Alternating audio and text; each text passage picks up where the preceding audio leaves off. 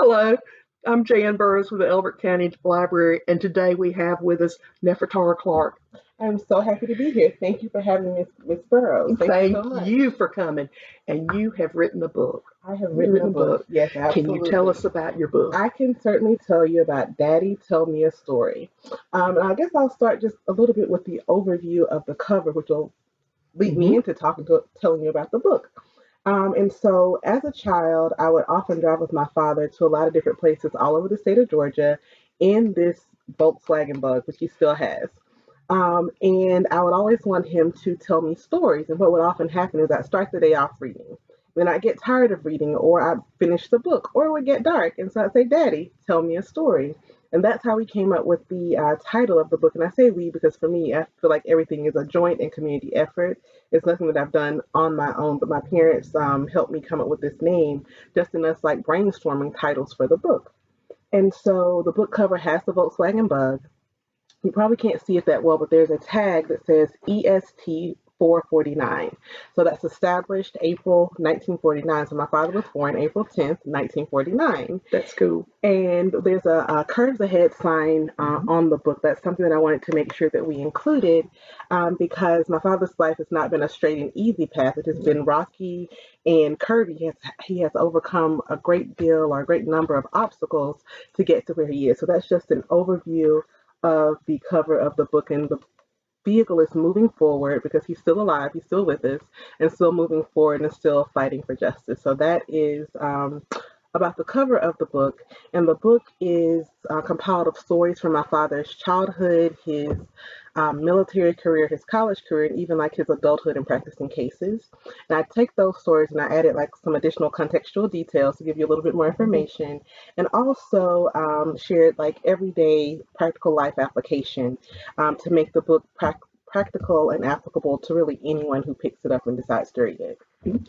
So, who needs to read your book? So, great question. So the book literally is for everyone. When I say everyone, of course, not 3 or 4 or 5 year olds, but middle school students can benefit from my father's. And we were talking about this off camera Yeah. earlier. From my father's willingness to follow his own path. Like he would say no to peer pressure. He'd say no to hanging out with the guys when he felt it was a bad situation because he felt that that would detract or take away from his ultimate goal of becoming an attorney. So middle school and high school students can use it. Adults can use it, and not that younger children don't have faith in God and have religious beliefs, but I think as we get older, we are more grounded in our beliefs and can see how God leads us in different ways. And so older people, when I say older, like 20, 30, 40 somethings, can read the book and they can see that he kept his faith in God at the forefront. And in addition to that, he listened to and was led by the Spirit. And then even older adults, more seasoned saints, as we say in the church, can read the book. Mhm. And what I always say is it's a true reminder of God's unfailing love and his ability to make the seemingly impossible possible. Because someone who, looked at my father, as a 3, 4, 5 year old young man on that dirt road with no electricity, with, all those siblings, parents who did not have, formal education, they would say he's going to be a statistic or he'll end up in like working a plant or a poultry. Nothing is wrong with those jobs, but he had greater aspirations that people probably would have discounted and said, oh, you can't do that. You're not going to be able to make that dream come true. This book truly has life lessons for children from 11 years old to, 100 plus years old. Mhm. And one thing the book stresses, not only did your father desire to become an attorney, but he felt like called by God to become an attorney. Yeah, he absolutely did. Or to follow in a career field where he could help the downtrodden, Absolutely. the disenfranchised. That's just amazing. And he knew that from what, the age of 7, Young, 12? very young. And he had never even seen an attorney or how an attorney worked. Exactly. See, That is so cool. That's how he knew it had to be from God, literally, because Yeah. they didn't have TV back then, and when they did get a chance to go to someone's house, they were watching boxing or Gunsmoke. There was no Perry Mason, Matlock back then, and so he'd never seen an attorney or didn't really even know what an attorney was, but it was revealed to him that that is what he would become, and he did. It's cool. You yourself grew up without, you had a TV in the house, We did have, but you were limited as to how much TV you could watch a day. yes, and I credit that, I guess, for being the avid book reader that I used to be, because I still like to read, still buy lots of books, don't get to read them as much. But my parents gave me 30 minutes a week of TV. And, so back then it was probably like Fresh Prince of Bel-Air, something like that that I would get to watch. Maybe The Cosby Show when I was younger. Yep. But that's all that I could watch per week. So I had to be very particular about what I was going to choose to watch that week. And then in other times, I would spend my time reading, or I did have a computer, so I would be on the computer like writing or typing and different things like that. But that's absolutely true. But all those things led you, because I know attorneys have to be well read, they have to be able to express themselves written and in oral Absolutely. ways. And that was an interesting thing, your daddy discovering his ability to speak before the public. Yes, That was a very interesting part of that. Miss Burroughs read the book, like, and she'd absorbed it, because literally that's a story. It's so good. You've got to read it. It really is. This is an inspiring book. Well, thank you. I'm Thank just, you. I'm just really impressed. Oh, thank you very much. But there is a story in the book where, in my father began school in Oglethorpe County. When his father passed away, his mother, and he was the oldest boy at the time. His mom couldn't manage the farm on her own, so it was sold, and they moved to Athens. In Athens, he went to public school, of course, Bernie Harris High School, but even then they didn't have, how we have oratorical competitions. Right. I used to do DAR here in Elbert County all the time. Oratorical competitions, speech writing, impromptu speeches, they didn't do that when he was in high school. And it wasn't until he got to the Army and the military that people, just hearing him speak to them on a one-on-one basis, began to encourage him to speak for the groups and to voice their, their concerns to the leadership. So that's how he discovered his ability to orate and speak and verbally express himself. I never have heard your dad speak in a courtroom, but I have attended a few meetings at Bowman City Council and hear him speak well-spoken. Well, thank you. Concise, not emotionally charged. I mean, you know what I mean? He just states the fact. This is what it is, right? That's it. Yeah, exactly. Absolutely. And I was really impressed then. Well, thank you. Tom, this is essentially your father's story. Yes. Growing up, Oglethorpe County, Wire Bridge Road. I know exactly where that is. I used to ride the bookmobile through Oglethorpe County, and then I was the director down there, or the library manager down there for a number of years. But I know that Wire Bridge Road. This is your dad's story from there, growing up to today. Yeah. It's also your legacy. I mean, your story and your family's history. What does it mean to preserve your family's legacy, or what does it mean to you? So to me, preserving my family's legacy, legacy is just so broad, but it also can be so minute when you think about it. But for me, it means not only leaving something behind to say, I was here. I was here, whether I did anything at all in this world, but I was here. But it also means leaving something behind that others can build upon. Because, we have these little pins made for our foundation that says community. And unity is big because we're all about community. It's not just about me and what I'm able to do. Because what I can do means nothing if I can't help someone else to do more than I'm doing, do better than I'm doing, because they see what I've done. I can improve upon that. I can enhance upon that. And so that to me is what the true meaning of legacy is. Not just, it doesn't matter in the grand scheme of things that I was ever here.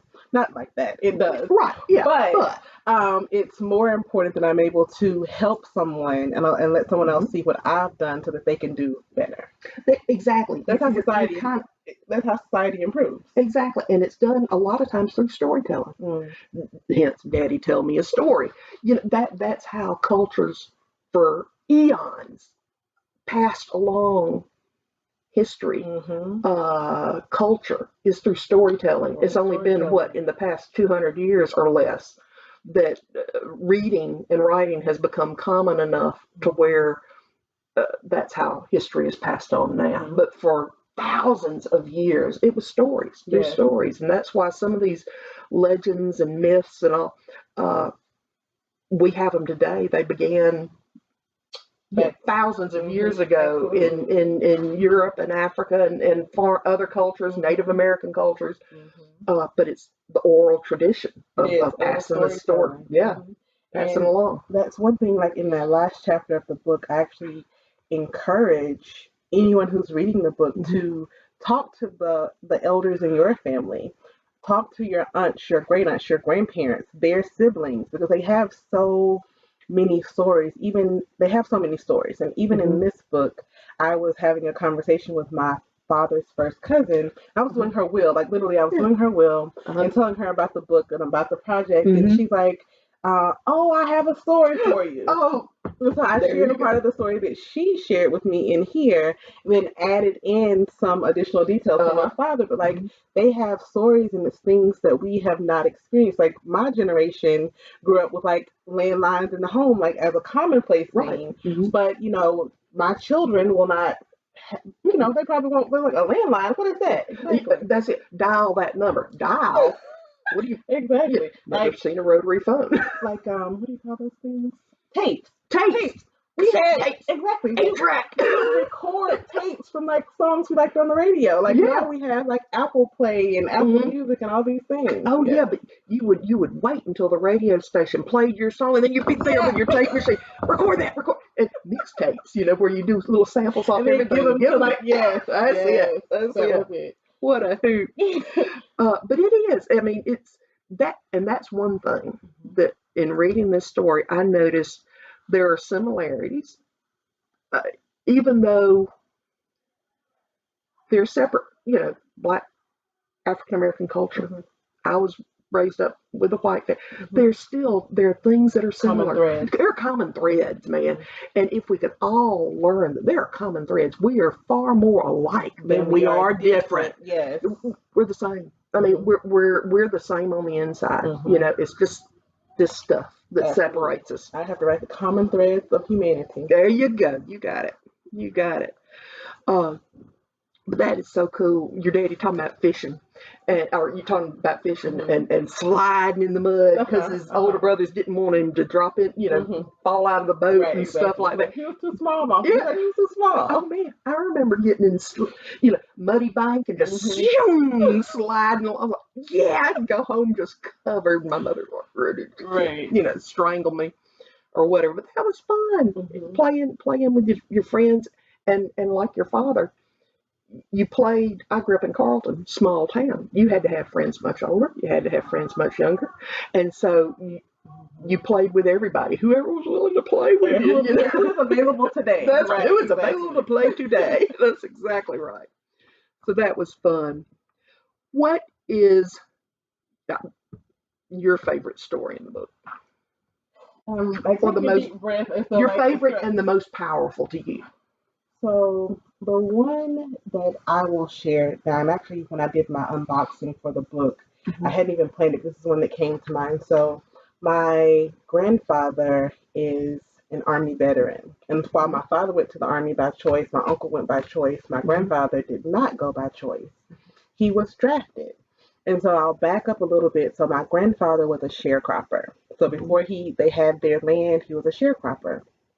And what a sharecropper is, for those who don't know, is basically it's like you're sharing the crops, but essentially someone who does not own land, who was my grandfather, would work for someone who owned a farm and, plant and gather crops, and then they would receive a portion, or he would receive a portion of the proceeds from the sale. Now, keep in mind that oftentimes the person who's sharecropping doesn't have the money to buy their seed, to buy the grain, to buy the things they need.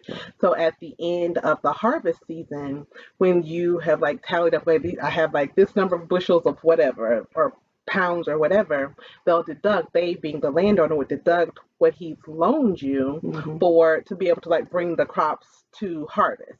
and then whatever's remaining is what you get. Well, my grandfather and his siblings were very proud men, and the sheriff, the owner, did not like that, and so he had my grandfather drafted in hopes of him being killed. Oh my In goodness. that, yes. Wow. And so in that situation, my grandfather, was drafted. He went into the army during wartime, and what he did was, though, he saved every single dollar that he could and sent it home to my grandmother, and she saved it. And so when he returned from the war, they had money to buy 100+ acres of land, Wow. and they bought it right next to the person they were sharecropping from, which was a good thing. But also there, a couple of like little mentions in the book about things that he would do to their crops, like their pigs. If they got too close to his land, he would slaughter them, and not because he wanted to eat them, but he would slaughter them and leave them there so they would know, okay, I did this. Like, I don't want your meat, but I don't want you to have it, kind of thing. Yeah. But that Take to it from me, you. exactly, is a true testament of what others mean for evil, God will turn it around for good. Simply because, like, the man intended, Pearl Acock is his name is in the book, Hmm. intended for my grandfather to be killed to leave his wife and all of his children. My father is one of 11 children, but for them to be, my grandmother to be husbandless and a widow, and his children to be fatherless. So that is a story that really stands out to me Hmm. and lets me know that, we can overcome any obstacle placed in our way, even when people intentionally are placing roadblocks in our way. Hmm. That when God intends for us to do certain things or to, overcome things, He's going to make a way for that. Because, Hmm. my father was, all the kids are really close with my grandfather, but my father especially, because I think he saw something in him. And without that encouragement he got from his father, then Hmm. maybe that's one of the pieces that was very important. Maybe my Right. father would not have been able to become an attorney. That's right. I think something your father got from his mother though Hmm. was Silent stoic. the stoic. Mm. I don't know how So you were going to say it. We didn't even yeah, talk about I know, I this. know, but it is. That's something. I have a tendency, as you can tell during this interview, I get all excited. I get ew, Mhm. easily. I'm not sure what the I word won't is, say but riled up. riled Like, up, riled up. There you go, riled up and but in a excited. good way, yeah. Hmm. Yeah, I get excited about stuff. Yeah. My brother, now he enjoys a good joke and stuff like Hmm. that, but he is much more calm, centered. Somber. Yeah, Hmm. and that's something that your father is, and I think did he get that from his mother? From his mother, for sure. See, Hmm. that's cool. Yeah. That's cool, because you need that in what he did in the life he chose in the cases and the things that he pursued. Hmm.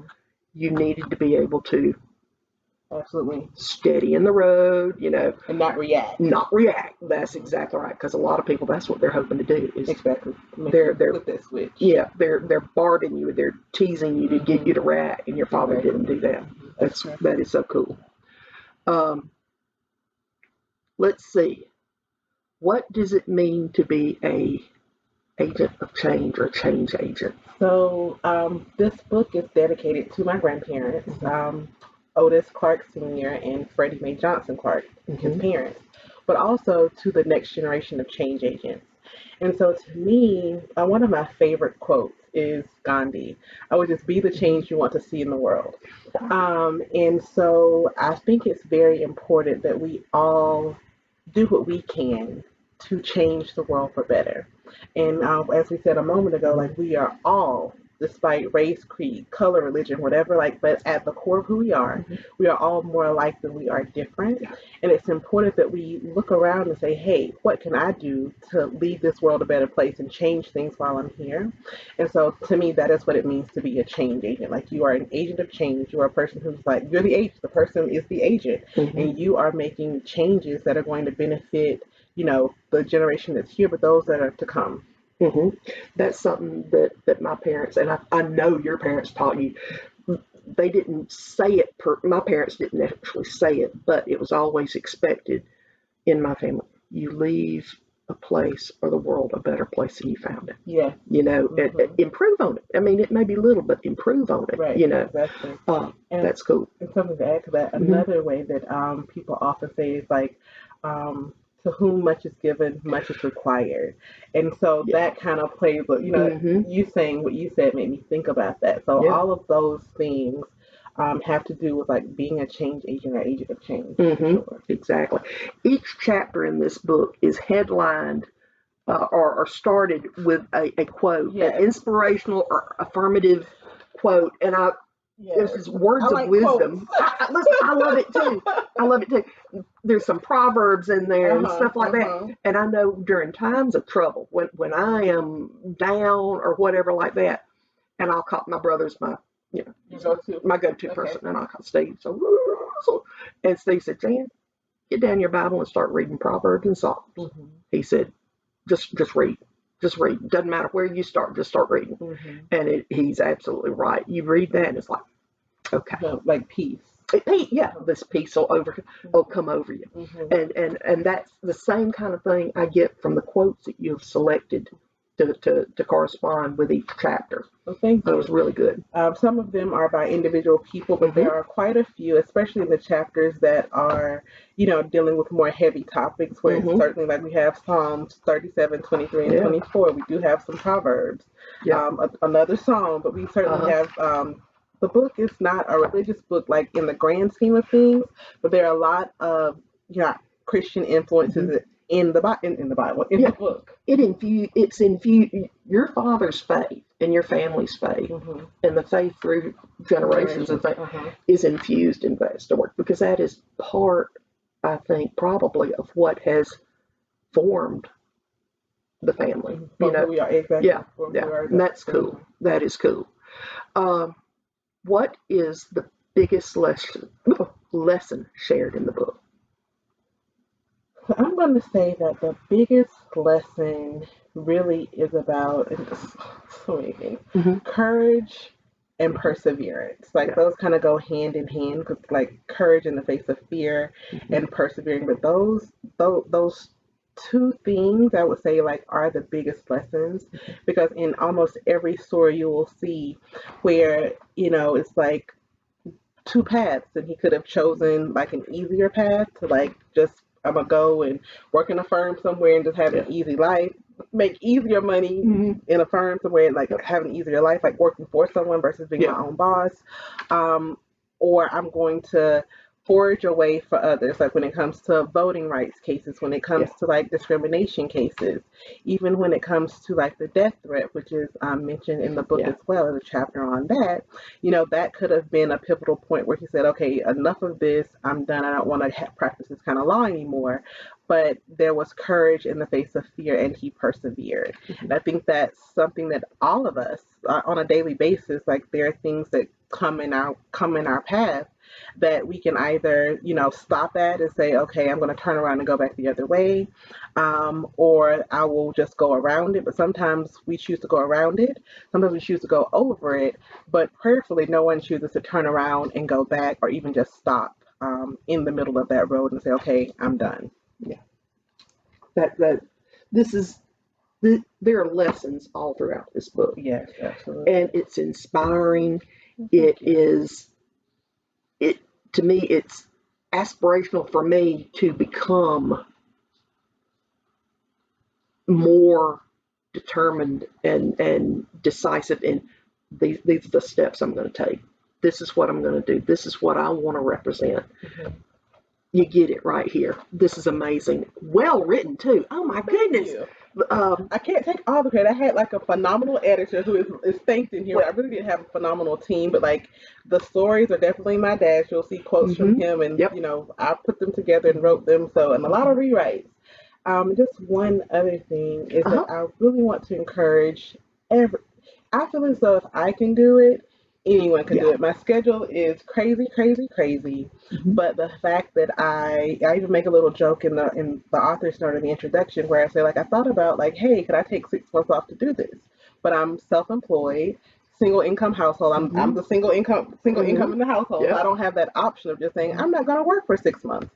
So the fact that I was able to do it, I think that any and everyone who's ever contemplated writing should write. Even if you start off in the notes app on your phone or with a composition notebook and just writing your thoughts, those things, when you go back and like put them all together and like restructure them, they turn into a book. So, did you find yourself as you were writing processing your own feelings about certain situations that occur in the book? Yeah. And like, I'm dealing with this now. Yeah. Absolutely. And I mentioned like counseling in one of the chapters, not as a result of the book, but just like, life experiences. But in some of the chapters, as I said, were heavy and like thinking about those things and like reprocessing them. There were times that I'm crying as I'm writing, just because writing is. I was crying as I was reading. Writing is cathartic. Yeah. Writing is cathartic for sure because you are getting your feelings out. It's kind of like a dump of your feelings sometimes, because everything that you write is not going to make it. There are, I probably have just as much like typed content that didn't make it just because it didn't help advance the story or, wasn't super relevant. But I certainly was crying at times when I was like typing or writing things for the book. Yeah, For what family had to deal with, what they endured, Yes. and still remaining stoic all the while. Yes. That's amazing. And there are some funny stories in the book. There are, yeah. I'll tell you an example. My father grew up on a farm, and so watermelon was something that they grew on their farm. And because it's like a great crop, they didn't keep so many of those back for themselves. So the kids would sneak off and get like a smaller watermelon, crack them with a rock or something like that, and like divide them. Well, they soon had to learn that you cannot steal watermelon or sneak. We don't say steal, sneak watermelon with everyone, because sometimes the smaller kids would give it away accidentally or tell on them. So, just had to be careful about, they said there's no honor among thieves. Yeah. They had to be careful about who they snuck and did different things with. Right. But oftentimes my father would end up being that voice of reason as to why they shouldn't do certain things. But they had a lot of fun on the farm. It wasn't all doom and gloom and sadness. Yeah, exactly. But your father he is the voice of reason, and he still is today. He is. Just an amazing book. Now, you are going to be here at the Elbert County Library on March the 12th at 11 a.m. I'm so excited. Yes. And she's going to be talking about the book, talking about what inspired her to write the book. More. We've talked about it a little bit here, but you can get more. And 11 a.m. Saturday, March the 12th, here at the Elbert County Public Library. Nefertara is going to be here, and I hope your dad and your mom will come with you. They will be in tow. Cool. That will be wonderful. And she's going to be autographing copies of her book and also talking about it and you answering your questions. I will certainly be doing that. Thank you for the invitation. I'm so excited. Thank you for coming. My first book event period was supposed to be here in Elbert County, but it snowed. So I ended up having to have my Atlanta event first. That's where I live. But I was really so sad. But like that's my home. Like I want to do everything first there, because I never forget my roots. I don't forget where I come from. I'm proud to be from Elbert County. A product of Elbert County public school system, Bowman Elementary, Elbert County Middle School, ECCHS, like all those things. What year did you graduate? 2004. 2004. And then you went to Savannah State. Followed you. I'm sorry.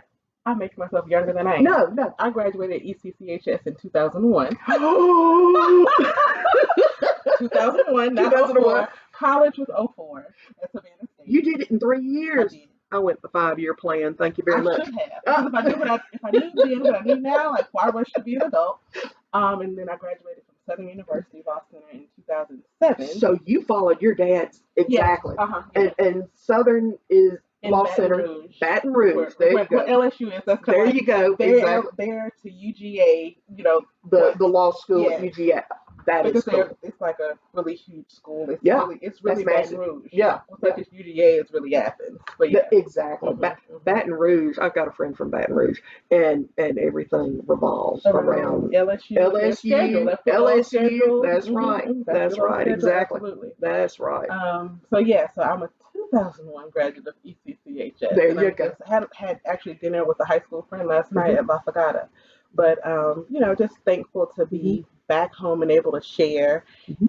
And also, 100% of the proceeds of the book are being donated to our family's foundation for scholarships. You see us every Fantastic. year Yeah. giving scholarships at the high school. We also do it at other Mhm. high schools. And also, if the students maintain their GPA, then they can, It continues mhm, on. mhm. See, that is cool. Yep. That is So, very cool. because So most scholarships, freshman year, you're exactly, done. but you One can and done. support Yeah. your, entire time Yeah. there. Yeah. Because, both of my parents, I was fortunate to have a full ride through college and college Interesting. and law And school. And so I walked away amazing. with no student loans. That's And incredible. it's amazing when I have friends who, lawyers, doctors, whatever, Mhm. they have hundreds of thousands of dollars in debt that they'll be paying until they're like 50. That really That's hampers Mhm. how you can live your life. So we want to do our part Yeah. to assist students from Elbert County, Hart County, this area That is with neat. their college education if they're Passing it attending on. Savannah State University or There Southern you go. University Law Center. Passing it on. Pass it Absolutely, on. That's absolutely. wonderful. And that's important with community Mhm. is people have helped you, you turn around and you help somebody else. Exactly. That's Because we wonderful. all are, none of us are here just because of what we've done. No, that's right. We stand on the shoulders of those who have been before us. Absolutely. Yeah. Well, listen, thank you for coming and talking with Thank me. you for I having can't wait for this, and I'm looking forward to having you here on the 12th of March at 11 o'clock here at the library, Yes, Elbert County Public Library, 345 Hurd Street, Overton, Georgia. Well, thank you. Thank you, This has been Nefertara, for amazing. coming. This has been so cool, and we look forward to seeing you then. And I can't wait to get home and read the last chapter. Well, thank you so much for reading it. It's really surprised me that so many people oh, because somebody texted me yesterday. Well, you mentioned David Ward in there. I called him. He didn't know that, that sort of thing. I didn't know he went to visit your dad in Germany.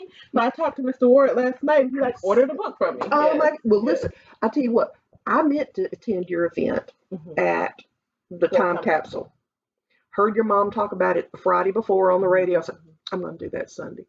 Lo and behold, Sunday went by, and it was about 8 o'clock at night. And I knew I was supposed to be there, instead, I just watched YouTube videos and, But relaxing is okay. We believe that. Yeah, but I was supposed to be there because I wanted to get myself a copy and the library copy.